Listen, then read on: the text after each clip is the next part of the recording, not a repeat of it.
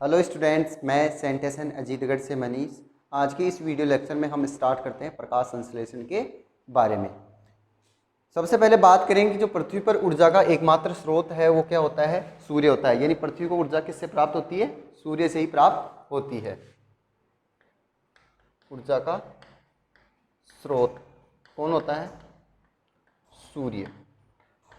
अब इस सूर्य से आने वाली जो ऊर्जा होती है उसको डायरेक्ट एनिमल तो ग्रहण कर नहीं पाते हैं। इनको जो ग्रहण करते हैं, यानी सूर्य की जो ऊर्जा होती है, इस ऊर्जा को ग्रहण करते हैं पादप। सूर्य की ऊर्जा को पादप ग्रहण करते हैं। यानी कि जो सूर्य से जो भी एनर्जी आएगी उसको पादप ग्रहण करेंगे और पादप ग्रहण करके इसका यूज क्या करेंगे? पादप अपनी ग्रोथ करने के लिए। और जो पादपों के अलावा जो भी जीव बच गए, जो एनिमल वगैरह हैं, वो डायरेक्टली और इनडायरेक्टली रूप से किस पर डिपेंड होते हैं? पादपों पर निर्भर होते हैं। किसके लिए? ऊर्जा के लिए। ऊर्जा के लिए जंतु प्रत्यक्ष या अप्रत्यक्ष रूप से पादपों पर निर्भर रहते हैं। निर्भर क्यों रहते हैं? क्योंकि जो सूर्य की ऊर्जा आएगी उसको कौन ग्रहण कर पाते हैं? सिर्फ पादप ही ग्रहण कर पाते हैं। इसलिए ये पादप जो जंतु हैं वो डायरेक्टली किस पर डिपेंड होते हैं? पादपों पर निर्भर रहते हैं। अब बात करें प्रकाश संश्लेषण की। प्रकाश संश्लेषण होती क्या है प्रक्रिया कि पादप क्या करेंगे? वो सूर्य के प्रकाश की उपस्थिति में क्या करेंगे? कार्बन डाइऑक्साइड को साथ लेंगे और जल को साथ लेंगे। इन दोनों के साथ मिलेंगे और क्या क्या उपस्थिति चाहिए? एक तो क्लोरोफिल वर्णक, चाहिए। और क्या चाहिए? सूर्य का प्रकाश किस रूप में होता है? HNO के रूप में, HNO के फॉर्म में होता है। यानी कि पादपों द्वारा सूर्य के प्रकाश, क्लोरोफिल, जल और कार्बन डाइऑक्साइड की उपस्थिति में एक जटिल कार्बनिक यौगिक का निर्माण कर लिया जाता है। वो क्या होता है? ग्लूकोज होता है। C6H12O6 प्लस जल निकलता है प्लस O2, ऑक्सीजन बाहर निकल जाती है। अब कहोगे कि सर यहाँ पर जल दोनों तरफ होता है। यहाँ पर जल होता है वो अधिक क्वांटिटी में लिया जाता है इसको बैलेंस करने के लिए, और 6, ठीक है। यहाँ पर 12 जल के अणु लिए जाएंगे और 6 बाहर निकल जाएंगे। तो प्रकाश संश्लेषण क्या होता है कि हरे पादपों द्वारा सूर्य के प्रकाश की उपस्थिति में कार्बन डाइऑक्साइड, जल और क्लोरोफिल वर्णक होगा, तो ये किस में बदल जाएगा? जटिल कार्बनिक यौगिक में बदल देगा, ठीक है। सूर्य के प्रकाश की उपस्थिति में पौधे अपना भोजन स्वयं बना लेते हैं। इस प्रोसेस को ही हम क्या कहते हैं? प्रकाश संश्लेषण कहते हैं। क्या कहेंगे? हरे पादपों द्वारा सूर्य के प्रकाश की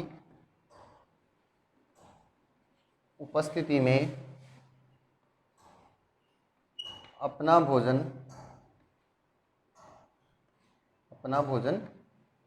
स्वयं बना लेते हैं।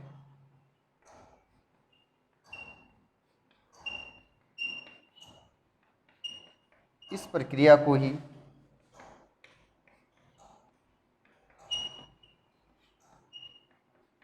प्रकाश संश्लेषण कहते हैं। प्रकाश संश्लेषण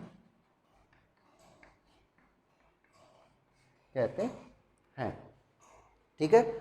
पौधे क्या करेंगे? सूर्य का प्रकाश जैसे ही मिला, वो सूर्य के प्रकाश की उपस्थिति में क्या बना लेते हैं? अपना भोजन स्वयं बना लेते हैं। ये क्या होता है? ग्लूकोज। इससे क्या मिलती है? ऊर्जा मिलती है, ठीक है। बात करें अब प्रकाश संश्लेषण की प्रक्रिया सबसे ज्यादा किस में होती है? तो प्रकाश संश्लेषण की सबसे ज्यादा प्रक्रिया होती है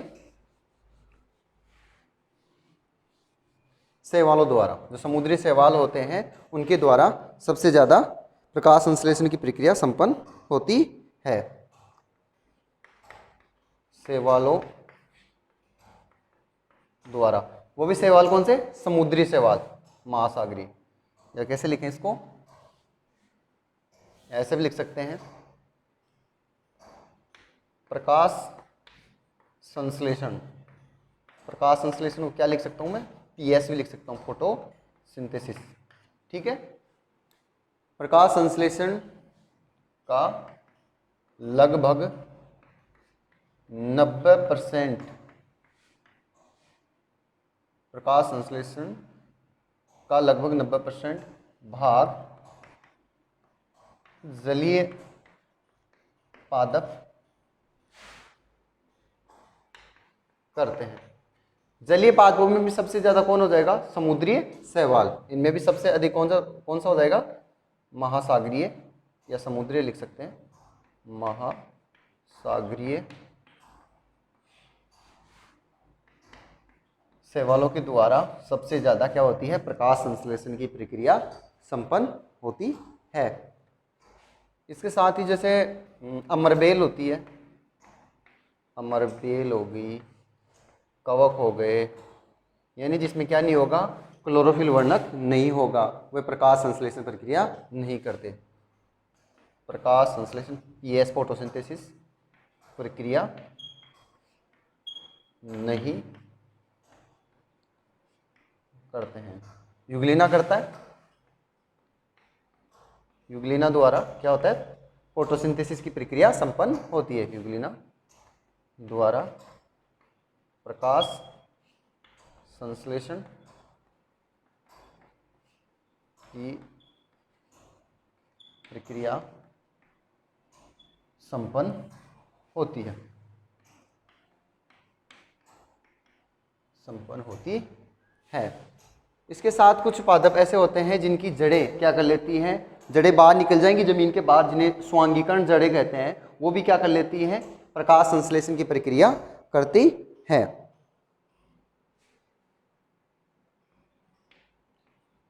कुछ पादपों की स्वांगीकरी या कारी जड़ें पीएस यानी फोटोसिंथेसिस प्रक्रिया संपन्न करते हैं। ठीक है। एग्जाम्पल के तौर पर अगर बात करें, एग्जाम्पल हो जाएगा इसका ट्रेपा। एग्जाम्पल क्या हो जाएगा? ट्रेपा हो गया।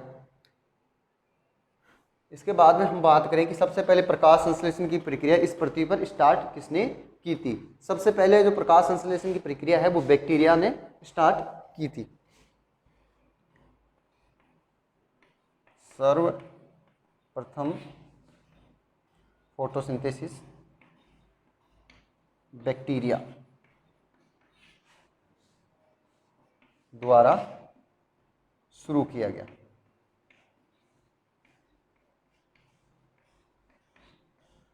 ठीक है। लेकिन ध्यान रखना, जब स्टार्टिंग में जब बैक्टीरियाओं ने ये फोटोसिंथेसिस प्रक्रिया स्टार्ट की थी, वो किसकी उपस्थिति में संपन्न नहीं करवाई थी? ऑक्सीजन की उपस्थिति में नहीं हो रही थी। वो जैसे सल्फर थे, इनकी उपस्थिति में संपन्न हो रही थी। सबसे पहले ऑक्सीजन की उपस्थिति में जो फोटोसिंथेसिस की प्रक्रिया हुई थी वो उन्होंने की थी साइनोबैक्टीरिया, नील हरित शैवालों ने। O2 की प्रेजेंट में उपस्थिति में,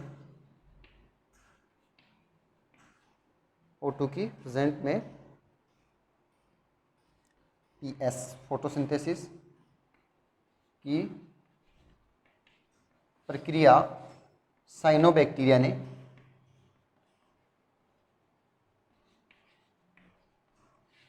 साइनोबैक्टीरिया या इनको क्या बोलते हैं?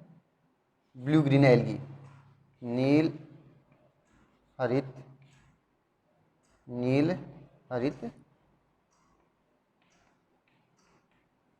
शैवालों ने संपन्न की। ठीक है। सबसे पहले बैक्टीरिया ने स्टार्ट की थी, लेकिन ऑक्सीजन की प्रेजेंट में नहीं, क्योंकि पहले स्टार्टिंग में क्या नहीं थे? ऑक्सीजन उपस्थित नहीं थी। फिर बाद में धीरे धीरे क्या होगी? ऑक्सीजन उत्पन्न हुई, तो इसके लिए नील हरित शैवालों ने ऑक्सीजन की उपस्थिति में क्या किया गया? फोटोसिंथेसिस की प्रक्रिया स्टार्ट की गई। उसके बाद में हम देखते हैं कि जो प्लांट के जो हरे भाग होंगे उन हरे भागों द्वारा ही क्या होती है, प्रकाश संश्लेषण की प्रक्रिया संपन्न होती है। कैसे होती है वो थोड़ा सा आज की इस वीडियो लेक्चर में हम इंट्रो के रूप में देखते हैं। ये प्लांट हो गया, ये इसकी जड़ें हो गई, ये इसकी लीफ हो गई, ठीक है। इस लीफ को मैं बड़ा करके दिखाता हूं आपको, लार्ज।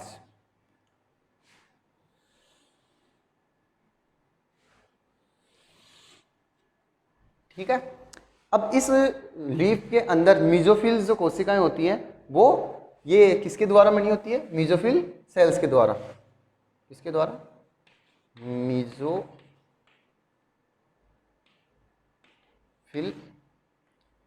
इसमें मीजोफिल सेल्स भरी होती है। ठीक है। इन मीजोफिल सेल में एक बड़ी मीजोसेल कोशिका में ले लेता हूं, ठीक है, एक लार्ज रूप में। ये क्या है, मीजोफिल कोशिका होती है। इस मीजोफिल कोशिका के अंदर एक विशिष्ट जो अंग होते हैं, कोशिका अंग होते हैं, वो मौजूद होता है। वो होता है कौन, माइटोकॉन्ड्रिया। इसको पावर हाउस ऑफ सेल कहते हैं। ये क्या है, माइटोकॉन्ड्रिया।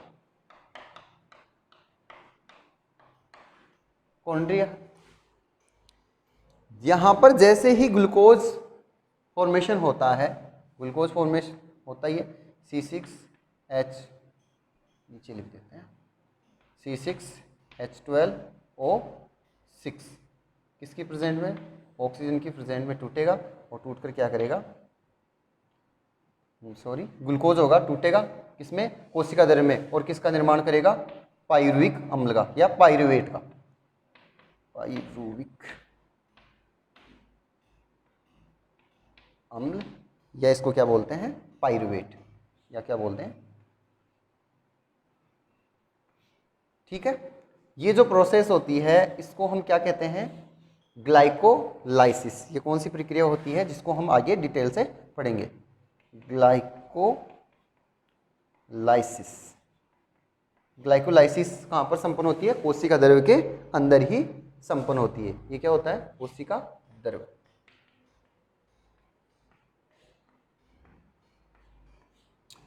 ठीक है।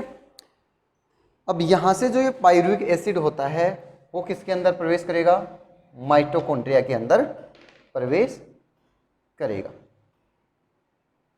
किसमें, क्रेब्स चक्र में, क्रेब्स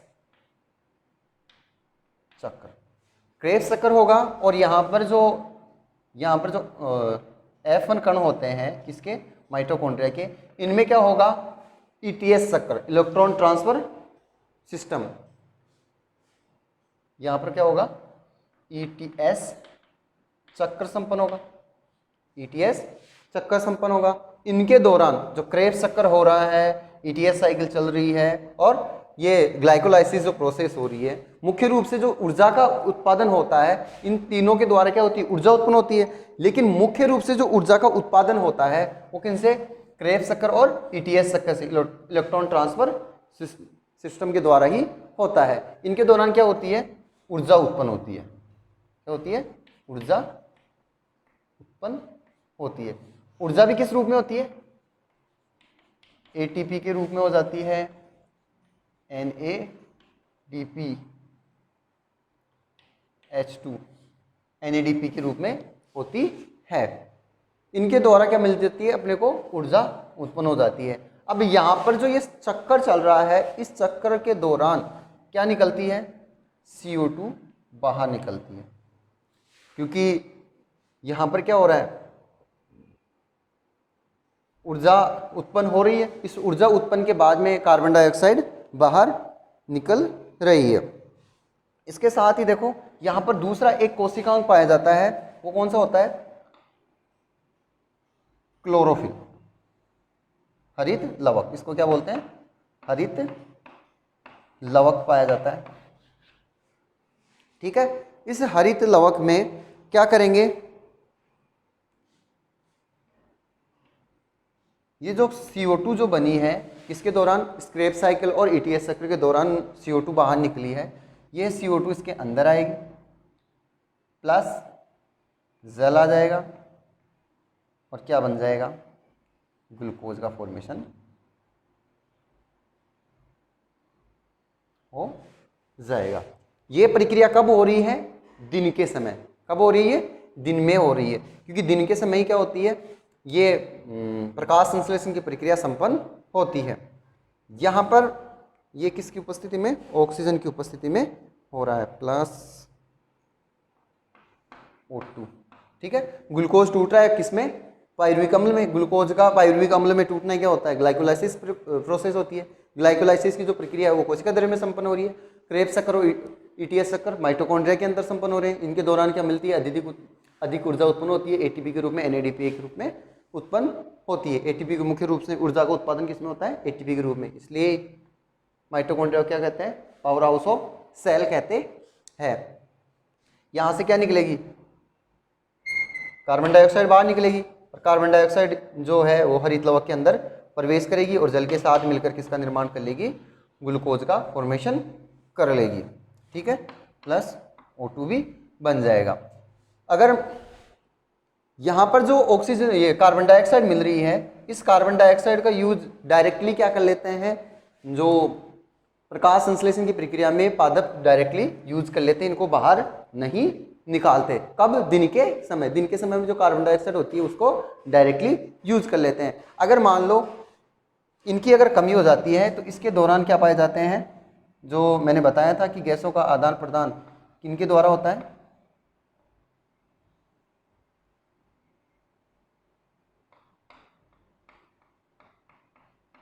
रंध्रों के द्वारा संपन्न होता। ये क्या है, रंध्र। इन रंध्रों के द्वारा क्या करेंगे, अगर रात्रि के समय ये प्रकाश संश्लेषण प्रक्रिया नहीं होगी तो कार्बन डाइऑक्साइड क्या करेगी, सीधी सीधी बाहर निकल जाएगी। और श्वसन के दौरान, ये कब बता रहे हैं, श्वसन में, श्वसन के दौरान है ना। और क्या करेंगे, ऑक्सीजन अंदर ग्रहण करेंगे। ठीक है, O2 अंदर ग्रहण करेंगे। लेकिन जब हम वैसे कर लेते हैं क्योंकि दिन के समय पढ़ रहे हैं, सिर्फ किसमें, दिन के समय। दिन के समय में क्या करेंगे, इसको अपोजिट डायरेक्शन में कर लेते हैं, श्वसन न करके PS में ही कर लेते हैं। PS के दौरान फोटोसिंथेसिस अगर कमी हो जाती है तो कार्बन डाइऑक्साइड को किसके द्वारा, रंध्रों के द्वारा ग्रहण कर लिया जाता है और जो ये CO2 जो बन रही है ये क्या हो जाती है, बाहर निकल जाती है। ठीक है, प्रकाश संश्लेषण की प्रक्रिया के दौरान ही क्या निकलती है, ऑक्सीजन बाहर निकलती है और कार्बन डाइऑक्साइड का यूज कर लिया जाता है। ठीक है, यूज कर लिया जाता है। फोटोसिंथेसिस प्रक्रिया में ही कार्बन डाइऑक्साइड का यूज होता है और ऑक्सीजन बाहर निकल जाती है। लेकिन श्वसन प्रक्रिया में किसका यूज हो रहा है, ऑक्सीजन का यूज होता है। श्वसन प्रक्रिया में भी क्या होता है, ऑक्सीजन का यूज होता है। तो इस प्रकार हम इसको क्या करेंगे, आगे जो पढ़ेंगे उसको डिटेलली स्टडी करेंगे। ठीक है, तो यहाँ पर गैसों का आदान प्रदान रंध्रों के द्वारा हो रहा है। तो प्लांट है, प्लांट की जो एक लीफ है, लीफ के अंदर क्या पाई जा रही है, मीजोफिल सेल्स पाई जा रही है। इन मीजोफिल सेल्स के जो एक को बड़ी को लार्ज करके हमने देखा है, इस प्रकार की कई मीजोसेल्स के द्वारा क्या होती है, लीफ बनी होती है। इस लीफ के अंदर जो मीजोसेल को एक को दर्शाया गया है, इसके मीजोसेल की एक जो कोशिका द्रव्य होता है, कोशिका द्रव्य में ग्लाइकोलाइसिस की प्रोसेस शुरू होती है। ग्लाइकोलाइसिस प्रक्रिया में पायरुविक अम्ल बनता है, वो हम आगे डिटेल से पढ़ेंगे सारे। फिर ये जो पायरुविक अम्ल होता है वो किस में एंटर करता है, माइटोकॉन्ड्रिया में। माइटोकॉन्ड्रिया में क्रेब्स चक्र स्टार्ट होता है और ETS चक्र संपन्न होता है। इनके दौरान क्या मिलती है, ऊर्जा उत्पन्न होती है। ऊर्जा ATP के रूप में अपने को मिलती है। कार्बन डाइऑक्साइड बाहर निकलती है। कार्बन डाइऑक्साइड को ये हरित लवक ग्रहण करेगा। हरित लवक ग्रहण करके क्या करने लेगा, भोजन के रूप में, यानी भोजन के रूप में कन्वर्ट कर देगा, ग्लूकोज में बदल देगा। ठीक है, ये कब पढ़ रहे हैं हम, दिन के समय। रात्रि में क्या होगा, रात्रि में कार्बन डाइऑक्साइड सीधी बाहर निकल जाएगी और ऑक्सीजन को अंदर ले लिया जाएगा। क्योंकि श्वसन प्रक्रिया के दौरान क्या हो रही है, ये तो श्वसन प्रक्रिया है, ये तो यहाँ पर क्या हो रही है, श्वसन प्रक्रिया संपन्न हो रही है यहाँ पर तो। और यहाँ पर क्या हो रहा है, ये क्या हो रहा है यहाँ पर, पीएस फोटोसिंथेसिस हो रहा है। ठीक है, इन सब को हम आगे 1 बाय 1 जो स्टडी करेंगे। तो आज के वीडियो लेक्चर में इतना ही। नेक्स्ट वीडियो लेक्चर में जो फोटोसिंथेसिस के लिए जो साइंटिस्ट हैं जिन्होंने अच्छा योगदान दिया है प्रकाश संश्लेषण में, उनके बारे में पढ़ते हैं। आज के लिए इतना ही, थैंक यू।